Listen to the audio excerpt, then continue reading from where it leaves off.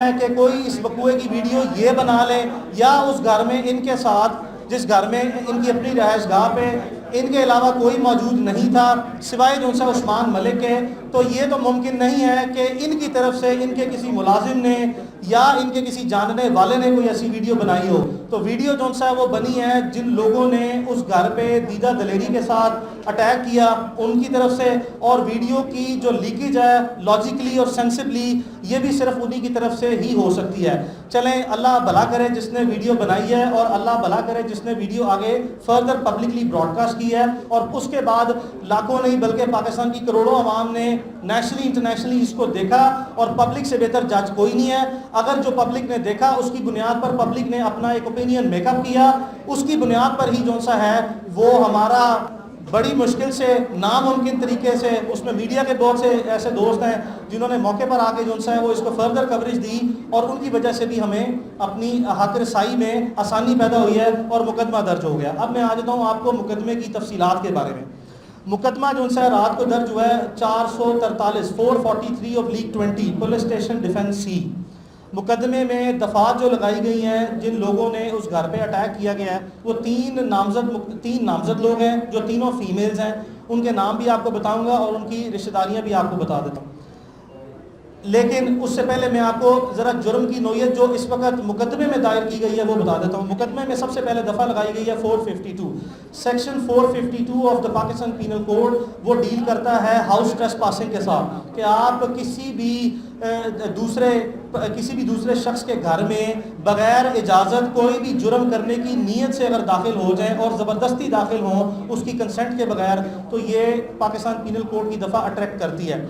इस पूरी वीडियो में जो हमारा एविडेंस है इस केस का, और चूंकि आज का दौर है मॉडर्न पुलिसिंग का और मॉडर्न इन्वेस्टिगेशन का, तो ये जो वीडियो है ये तो अब इसमें कोई गुंजाइश नहीं रही। जबकि रात को आमना उस्मान स्टेटमेंट आ गई है कि जी हम वहाँ पे गई ज़रूर थी, हमारा मोटिव जो है वो डिफरेंट था। तो उन्होंने इस क्राइम सीन पे, जिसको हम क्राइम सीन कहते हैं, इस घर में अपनी मौजूदगी जो है वो तो कन्फेस कर ली है, एडमिट कर ली है कि वो ज़बरदस्ती बगैर इजाज़त के इस घर में वो दाखिल हुई हैं।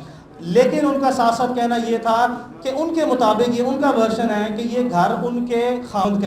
आपके पास मैं आपको घर का नंबर दे देता हूँ, आप सारे मीडिया से ताल्लुक़ रखते हैं, पब्लिक ऑफिस तक आपकी एक्सेस है। आप बराए मेहरबानी इंडिपेंडेंट वेरिफिकेशन कर लें कि जो शख्स उनका आमना मलिक का हस्बैंड बताया जा रहा है उसका नाम उस्मान मलिक है। आपने ये तस्दीक और तफ्तीश और तहकीक करनी है कि क्या ये घर ज़ाती मलकियत है उस्मान मलिक की। मेरा वर्शन इस पर यह है कि नहीं है। क्या इस घर के किराएदार का नाम उस्मान मलिक है? बिल्कुल ऐसा भी नहीं है, चूँकि मेरे पास एग्रीमेंट जो कि मैं तफ्तीश में पुलिस को जो सा है वो सबमिट कर दूँगा। तो ये उनका क्लेम कि जी हम वहाँ पे गई और ये घर मेरे हस्बैंड का है, ये बिल्कुल बोगस क्लेम है। ये इस पे कोई ऐसी डॉक्यूमेंट्री एविडेंस प्रॉपर्टी की ऑनरशिप या उसकी रेंट एग्रीमेंट से मुतल्लिका उनके नाम पर ना है, तो ये तो उनके दावे की नफ़ी है। लेकिन मैं आपको फिर बताता चलूँ कि उन्होंने ये एडमिट करके कि ये मौके पर गई हैं लेकिन घर उनके हस्बैंड का था। मैंने एक मिनट के लिए ये भी तस्वुराती ख्याल कर लूँ, जबकि हकीकत में ऐसा नहीं है,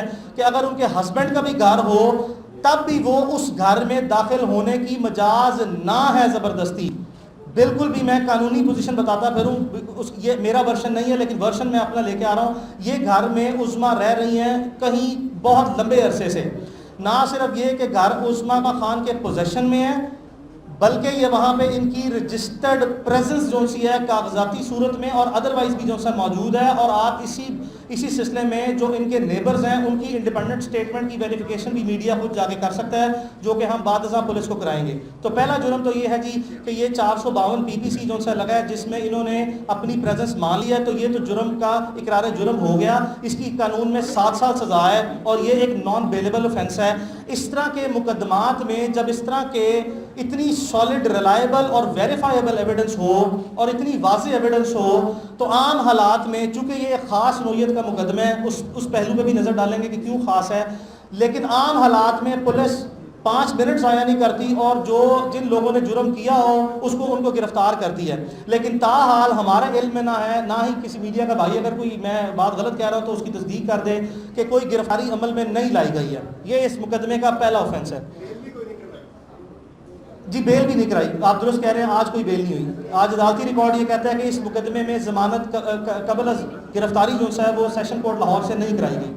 अच्छा, दूसरा इसमें जुर्म लगा है 427 पाकिस्तान पीनल कोड, ये मिसचीफ के हवाले से है कि किसी के घर में या किसी भी जगह पर आप तोड़ फोड़ करें।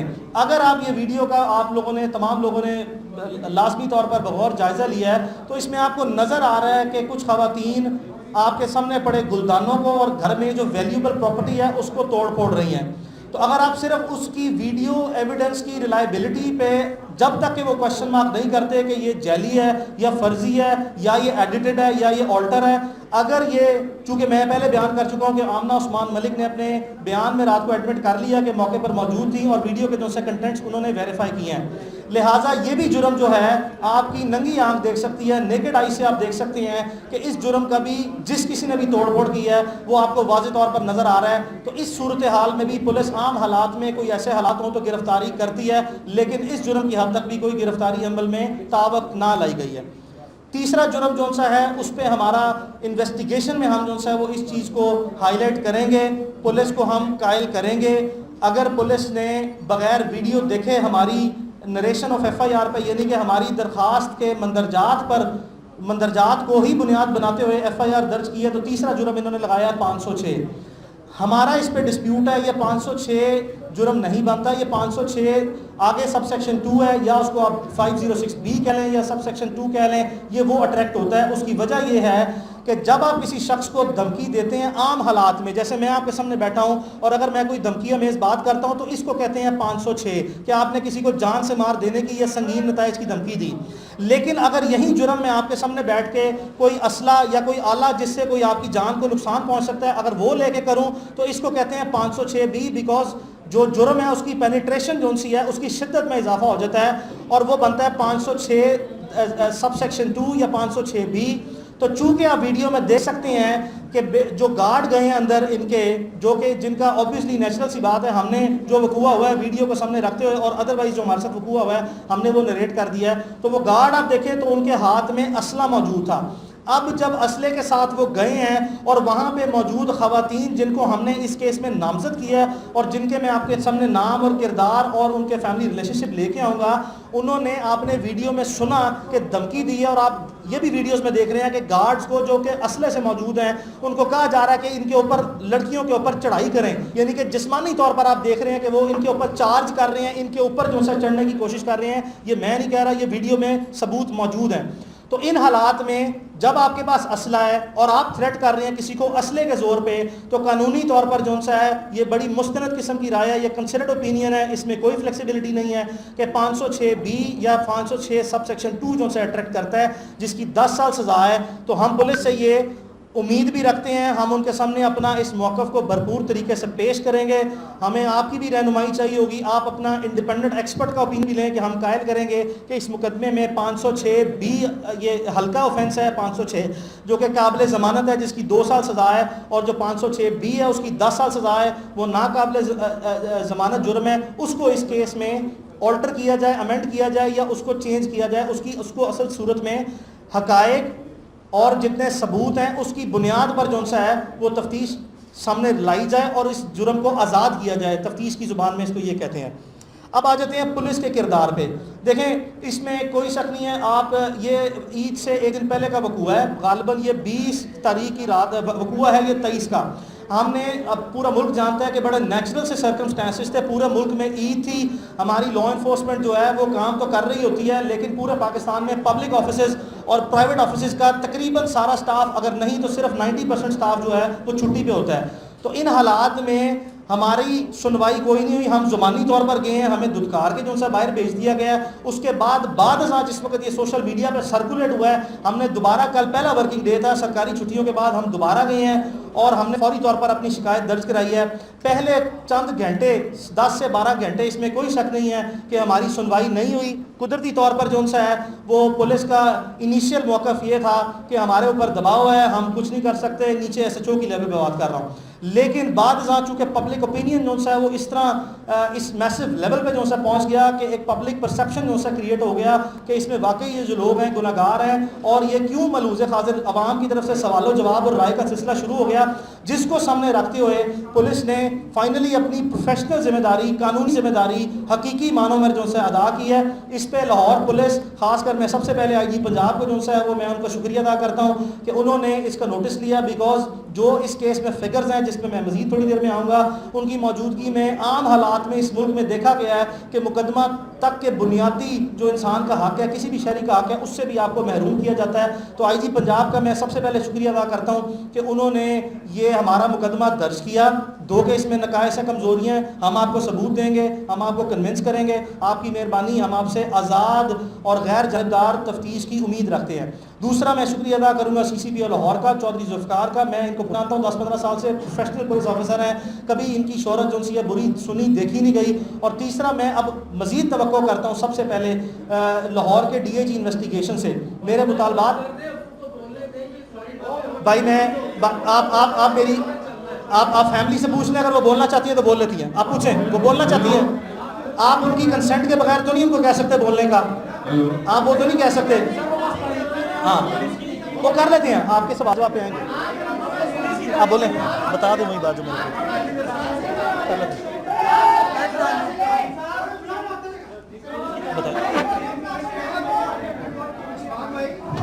यहाँ पर फोटोग्राफी नहीं हो रही, बराए मेहरबानी उनको जगह दे दीजिए।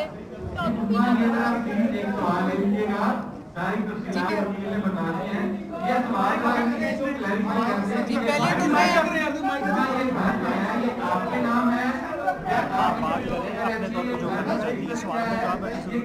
सिर्फ बात करें।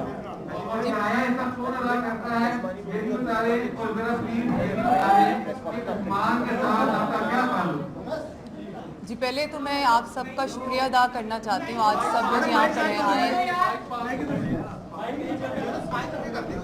चल जी आप चुप करेंगे तो मैं कुछ बोल सकूंगी। आप बताएं, आप बोलें। जी पहले तो मैं आप सब लोगों का शुक्रिया अदा करना चाहती हूँ। आप लोग सब यहाँ पर हैं और आपके जितने सवाल हैं उन सब के जवाब मेरे लॉयर देंगे और खतीजा देंगे।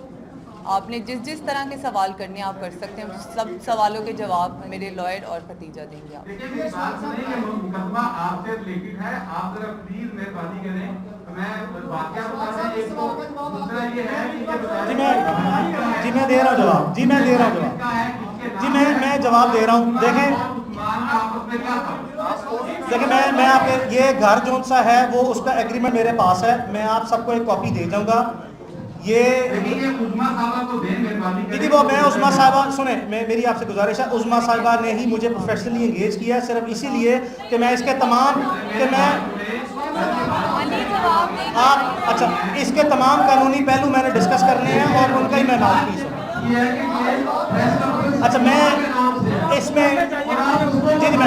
इसमें बाबर नसीम जो सा है जी वो घर के मालिक हैं, ना ही ये उस्मान के कोई रिश्तेदार हैं, ना ही उस्मान के कोई रिश्तेदार हैं। दाऊद जी मैं दूंगा जी, अदालत में भी आप लाजमी तवक्को करें कि मैं दूंगा।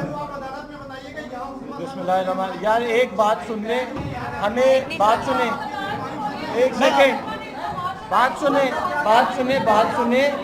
यहाँ किसी हमने आके कि मीडिया पे तोहमत नहीं लगाई, आप रिलैक्स करें। 1 मिनट आपको और चाहिए, उसके बाद प्रेस कॉन्फ्रेंस खत्म है। और ये बात आप इम्पोज नहीं कर सकते उस्मा पे बोलने की।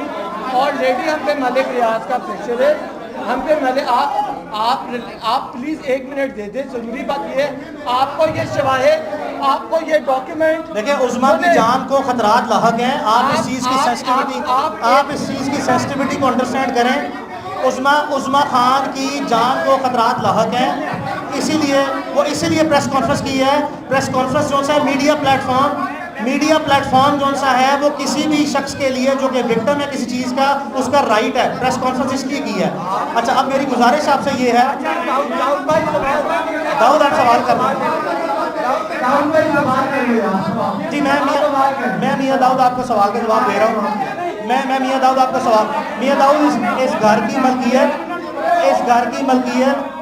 एक थर्ड पार्टी के नाम पे है जिसे हम नहीं जानते। ये उस्मा के करीबी दोस्त हैं बाबर, जिसके नाम पे इस घर का किराया नामा है, और वही हम तफ्तीश उन पर में देंगे। तो जो ये उनका क्लेम है कि ये उनके खानों का घर है, ऐसी बात कई तौर पर भी नहीं है। अच्छा, उस्मान मलिक के साथ 2 साल पुराना ताल्लुक है, 2 साल पुराना ताल्लुक है। ये जितनी बातें हम जो क्लेम यहाँ पे करेंगे, कोई ऐसा क्लेम नहीं होगा जिसका हम सबूत ना दे सके। उस्मा का ताल्लुक 2 साल से है। उस्मान मलिक जो है वो उस्मा से शादी करना चाहता था। 5 महीने पहले उस्मा ने उस पर इनकार कर दिया, जिसके बाद अब वो जो पुराना रिलेशनशिप है उसकी बुनियाद पर जबरदस्ती जो सा रास्ता कायम करने की कोशिश करता है।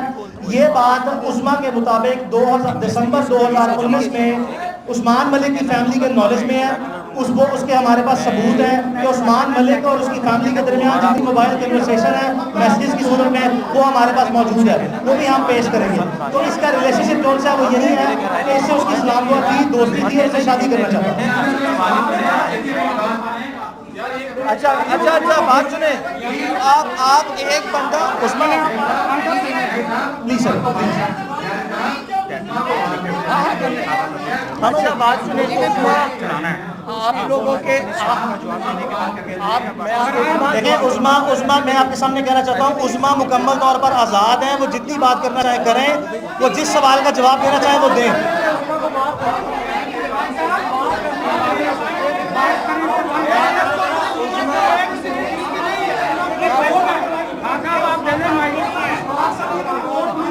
आप उस्मा से सवाल करें, मैडम आप उस्मा से सवाल करें।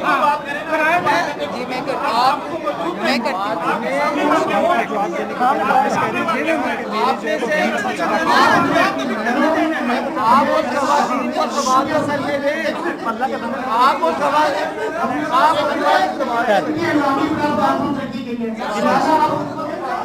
जी प्लीज करें, आप करें सवाल। जी प्लीज आप सवाल करें। जैसा कि वकील साहब ने कहा कि वो खवातीन जो है ना गैर कानूनी तौर पर आपके घर में दाखिल हुई, तो ठीक है, ये बिल्कुल गलत है। लेकिन सवाल ये है कि आधी रात को उस्मान मलिक आपके घर क्या कर रहा था, और क्या अखलाकी क्या रखते हैं इस्लामिक का वो कर सकते हैं कि कोई बंदा रात के वक्त 2 खवातीन बंदा ये नहीं कि मेरा उससे ताल्लुक खत्म हो चुका है। अगर आप दूसरा सवाल भी दे दें, आप प्लीज बताएं। आई एम सॉरी, प्लीज दोबारा बता दें।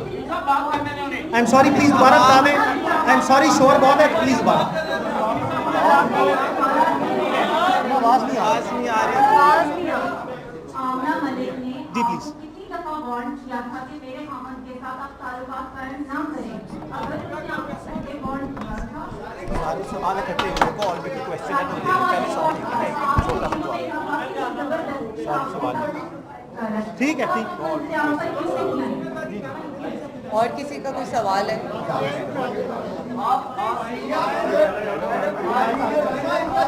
सवाल हो गए।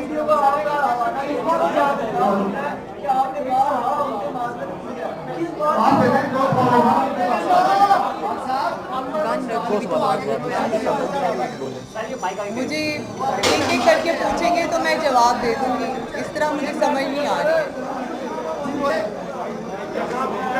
जी पहली बात तो ये है, मैंने इस बात का जवाब दिया है आपको कि मेरा उस्मान के साथ मेरी दोस्ती थी, ठीक है, और वो मुझसे निकाह करना चाहता था। मैं 2 साल से उसे जानती हूँ, ठीक है। और रही बात उनकी वाइफ की, उन्होंने मुझे कभी वार्न नहीं किया, और इस चीज़ का कोई एविडेंस भी नहीं है। और उन्होंने मुझे कभी एक कॉल भी नहीं की। मैंने उन्हें देखा पहली दफ़ा उसी दिन है, चांद रात की रात।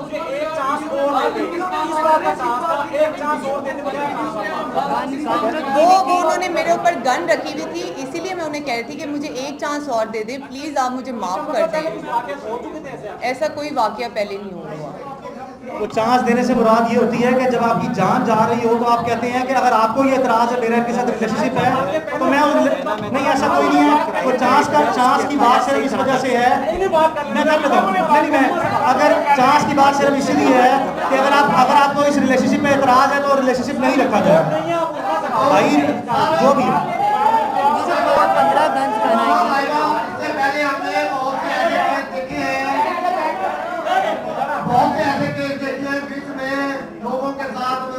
लेन देन हो गया, मामला तय हो गए और बड़ी रकमें ली हैं। 4 जनवरी का कराची में केस इसी तरह का था और उसमें हमने फिर भारी मुआवजा लिया लड़की वालों से। क्या कहीं आपकी ऐसे ड्रामा तो नहीं कर रही, कोई पैसे कैसे लेने का प्रोग्राम तो नहीं करता था? ऐसा कुछ होता तो मैं आज यहाँ ना होती। आपको क्या लगता है ऐसा कुछ होता तो मैं यहाँ आज आप लोगों के सामने ना बैठी होती? अगर मुझे बात खत्म करनी होती, लेन देन ही करना होता, तो मैं ये मुकदमा ही ना दर्ज करती। अच्छा, ये वायरल हुई है,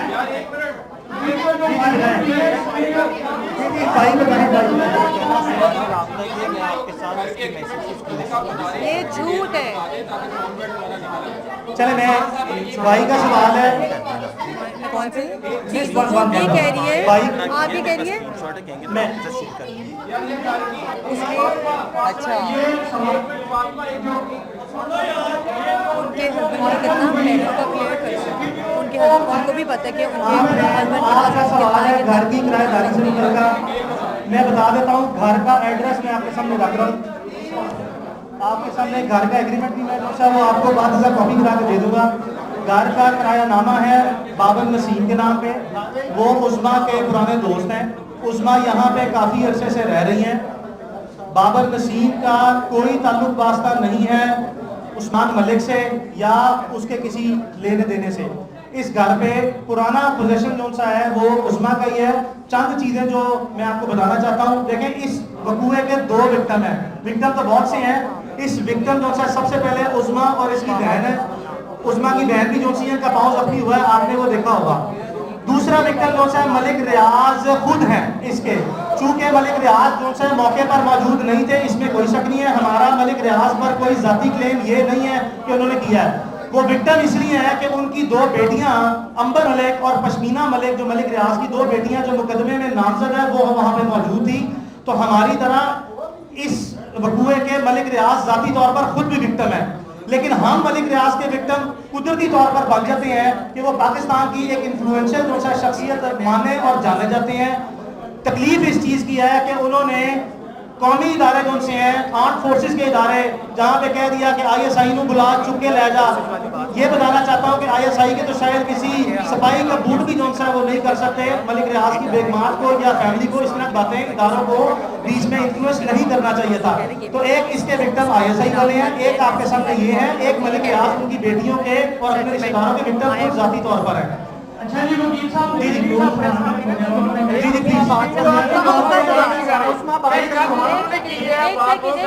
एक उस्मा बात करना चाहती है, एक उस्मा बात करना चाहती है। चलिए सवाल करना, ठीक है जी जी आपने बहुत सारी दफात करवाई है, घर में दाखिल हुए, घर में तोड़-फोड़ की और बहुत एक मिनट माइक में ले, बाद में आप बात कर लें। जी जी अदालती निजाम के हवाले से है कि आपने दफात बहुत सी करवाई, तोड़-फोड़ की, घर में दाखिल हुए और यूं सारी इस मुल्क ने ये भी देखा कि वजीर जब PIC में दाखिल हुए, हर चीज रिकॉर्ड में है और वो उसका फैसला भी सामने आ गया, उसमें जो कुछ हुआ है वो जी जी क्या इस केस का भी फैसला उसी तरह होगा?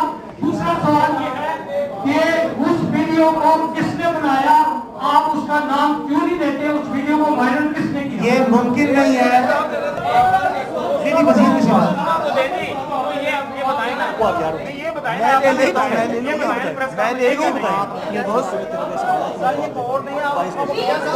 उस्मा एक बात करना चाह रही है।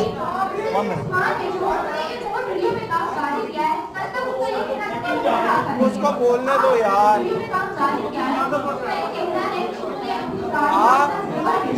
और वो सारी चीजें जो वो बेचती रही है, वो उनके शोहर आपके नाम करते रहे हैं, आपको देते रहे हैं। वीडियो में कहाँ पे है सब कुछ, कहाँ पे है? उनको भी पता है कि ऐसी बात नहीं है।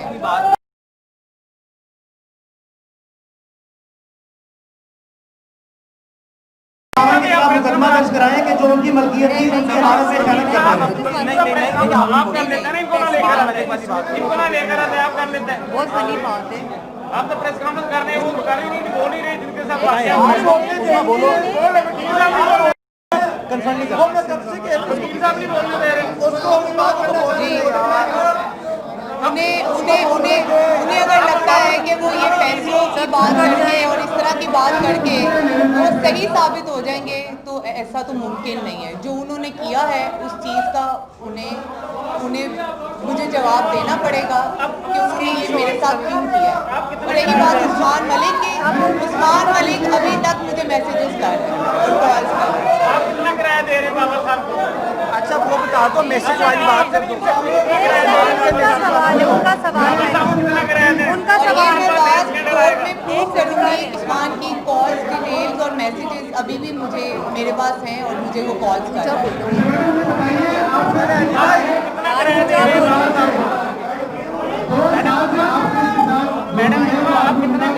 इसके बावजूद जो है उस्मान ने रास्ता रखा, इनको पहले कहा शादी कर रहे हैं, इन्होंने जो है वो शादी से इनकार किया, जिसके बाद उस्मान दिसंबर 2019 के बाद दोबारा मुसलसल रब्ते में है। और दूसरी बात ये जो कह रही है, आज इस वक्त जब हम आपके पास बैठे हैं, कल के वक़्त के बाद इस वक्त भी इनके मोबाइल में जो है सारा डाटा मौजूद है, जो कि सबूत जो है होता है कि उस्मान अभी भी इस वक्त भी जो है रास्ते में मौजूद है। हमारे पास उसकी कॉल और मैसेज सेव है।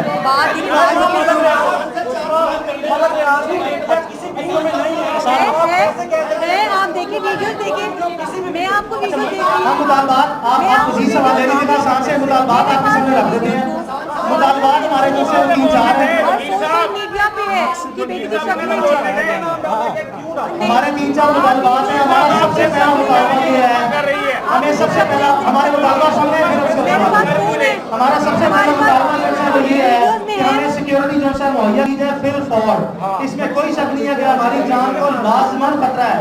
हमें जिस तरह कल रात से मुख्तलिफ तरीकों से टेलीफोनिकली नामालूम जो है लोग आते हैं, हरासा कर रहे हैं, कभी गाड़ी आगे लगाते हैं, कभी पीछे लगाते हैं, हमें फिल फौर जो है सिक्योरिटी दी जाए, ये पहला मुतालबा है।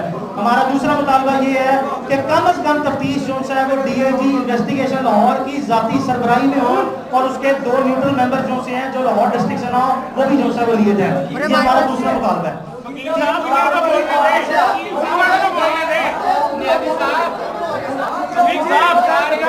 हमारा तीसरा मुतालबा जो है ये है, आपका मुतालबा नहीं है। हमारा तीसरा मुतालबा जो है ये है, हमारा तीसरा मुतालबा ये है कि फिल फौर जो है मुल्जिमान की गिरफ्तारी जो है अमल में लाई जाए और कतई तौर पर यह तासुर न दिया जाए कि ये बाअसर लोग हैं, कानून से ज़्यादा रोक और ताकत किसी चीज़ की नहीं होती। बराए मेहरबानी को गिरफ्तार किया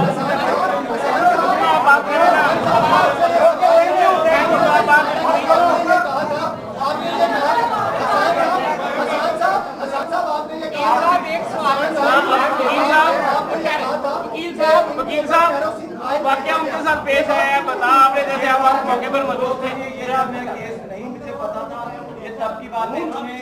वकील साहब इन्हें तो बोलने दें। उनके बकौल उन्होंने शराब पी की थी और हमारे बकौल वो शराब पी थी। इन्वेस्टिगेशन में हम चाहते हैं कि हमारा ख्याल है उन्होंने चलाने की कोशिश की, लेकिन क्योंकि हमारे पास वाज़ेह सबूत नहीं, हमने सच और हक पे केस लड़ने में आए और FIR में भी शामिल नहीं है। आपको एक रिक्वेस्ट दे रहा हूँ, आप में से किसी ने कहा था कि उन्होंने आपको अप्रोच किया, उस्मा बेचारी बोल रही थी, आवाज दी, उसने बात की जो आपने सुनी नहीं। उस्मा के बाद एक बात सब आप बोल रहे हैं, आप प्रेस कॉन्फ्रेंस की वकील साहब प्रेस कॉन्फ्रेंस कर रहे हैं, आप ही प्रेस कॉन्फ्रेंस कर देते हैं, आप ही प्रेस कॉन्फ्रेंस कर देते हैं, मेरा नाम लेकर आपको पता नहीं कि ये प्रेस कॉन्फ्रेंस प्री प्लान है। बोलो यार,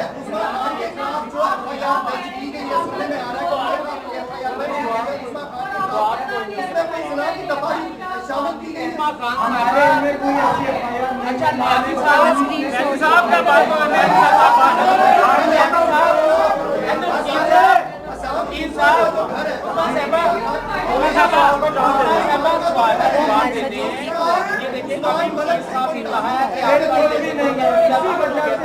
आपको वीडियो आया उस वक्त आपने एप्लीकेशन थाने में दी या CCTV बहुत शुक्रिया इस बारे से भी